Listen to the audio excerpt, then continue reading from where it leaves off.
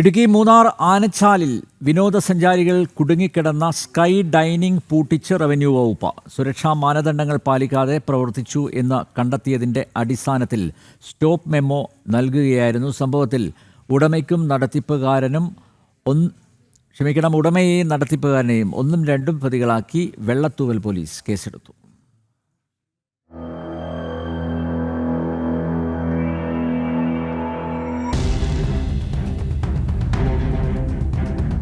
വകുപ്പുകളുടെ കൃത്യമായ നിർദ്ദേശങ്ങൾ ഏതുമില്ലാതെയാണ് ആനച്ചാലിലെ സ്കൈ ഡൈനിംഗ് പ്രവർത്തിച്ചിരുന്നത്.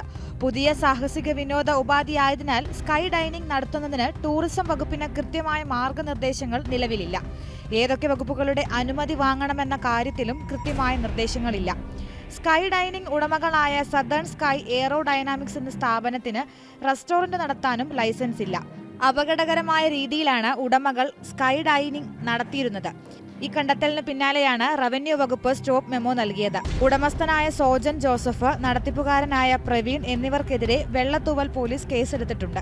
ജില്ലയിൽ ലൈസൻസ് ഇല്ലാതെ പ്രവർത്തിക്കുന്ന എല്ലാ സാഹസിക വിനോദങ്ങൾക്കും സ്റ്റോപ്പ് മെമ്മോ നൽകാനാണ് ജില്ലാ കളക്ടർ നൽകിയിരിക്കുന്ന നിർദ്ദേശം. അതേസമയം സ്കൈ ഡൈനിംഗ് നടത്തിപ്പിന് മാർഗനിർദ്ദേശങ്ങൾ തയ്യാറാക്കുന്ന നടപടികൾ ടൂറിസം വകുപ്പ് ആരംഭിച്ചിട്ടുണ്ട്. ജനം, ഇടുക്കി.